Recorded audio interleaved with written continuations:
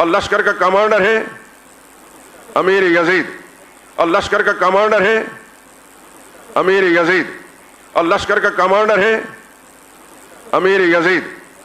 اللہ نے ان باپ بیٹوں کے اندر یہ صلاحیتیں رکھی تھیں۔ آپ کے لیے وہی رائے بہتر ہے جو میری رائے ہے کہ چپ کر کے خاموشی سے بیٹھ جاؤ، نہ لعنت اللہ علیہ کہو اور نہ رحمت اللہ، کیونکہ اگر لعنت اللہ علیہ ہوا تو رحمت اللہ علیہ کہنا قیامت کے دن گلے پڑ جائے گا، اور اگر وہ نکلا لعنت اللہ تو پھر اگر وہ نکلا رحمت اللہ تو پھر لعنت اللہ علیہ کہنا قیامت کے دن کیا پڑ جائے گا؟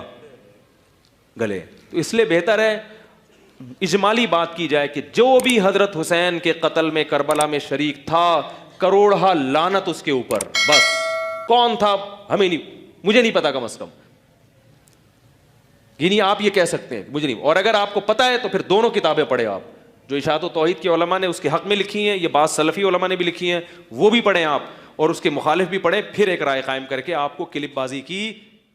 میرے بھائیوں اگر مان بھی لیا جائے کہ وہ قاتل ہے، فاسق و فاجر ہے، تو میرے بھائیوں ہماری دعائیں، میں اور آپ ہمیشہ یہ دعا نہیں کرتے اے اللہ سارے مسلمانوں کو معاف کر دے، کرتے ہیں کہ نہیں کرتے؟ تو اس میں یزید شامل ہوتا ہے کہ نہیں ہوتا؟ تو کتنے مسلمان ہیں جو کہتے ہیں اللہ مسلمانوں کو معاف کر دے؟ تو یزید بھی اس میں شامل ہو رہا ہے۔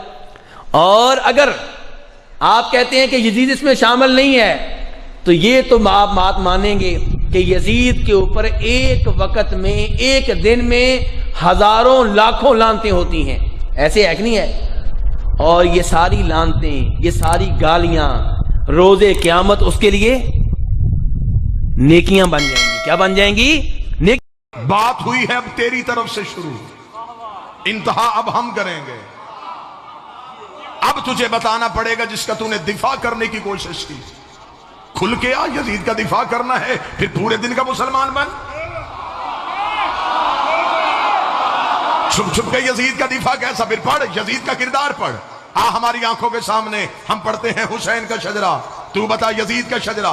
حسین 3 شبان کو مدینے میں بطول کے گھر قرآن بن کے نازل ہوا، یزید شام اور حمص کے درمیانی علاقہ تدمر میں حاکم شام کے گھر عذاب بن کے نازل ہوا۔ یزید کو پیدا ہوتے ہی گھٹی شراب کی دی گئی، حسین نے پیدا ہوتے ہی رسول کی زبان چوسی۔ یزید کا نانا بجدل عیسائی خاندان سے تھا، حسین کا نانا سید المرسلین ہاشمی خاندان سے تھا۔ یزید کی ماں میسون جس کے ناچ گانے کو پسند کر کے حاکم شام نے اس کے ساتھ نکاح کیا تھا۔ حسین کی ماں وہ زہرا تھی جو ایک لمحے کے لیے سجدے سے فراموش رہی، جس کے حیا کا نام قرآن تھا، جس کے نوکر کا نام جبرائیل تھا۔ یزید کا دادا ساری زندگی مخالفت رسول کرتا رہا، حسین کا دادا ابو طالب ساری زندگی حفاظت رسول کرتا رہا۔ یزید کی دادی ہندا جس نے رسول کے چچا حمزہ کا کلیجہ چبایا، حسین کی دادی فاطمہ بنت اسد جس کی قبر میں رسول لیٹا، جس کو کفن محمد کے کرتے کا ملا۔ یزید کا ایک ہی بھائی تھا جو پاگل ہو کے مر گیا، حسین کا بھائی حسن مسند امامت کا تاجدار بن گیا۔ یزید کا شجرہ خبیثہ تھا، حسین کا شجرہ طیبہ تھا۔ یزید فاسق تھا، میرا حسین روزے دار تھا۔ یزید فاجر تھا، حسین نمازی تھا۔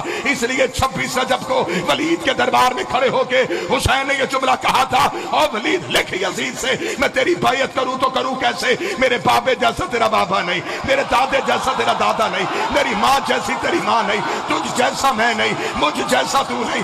اپنے لاکھوں لے کے تو آ، اپنے 72 لے کے میں آتا ہوں، قیامت تک کے لیے ہر حلال زادے کو یہ کہنے پہ مجبور کروں گا، حسین زندہ باد ہے، یزید مردہ۔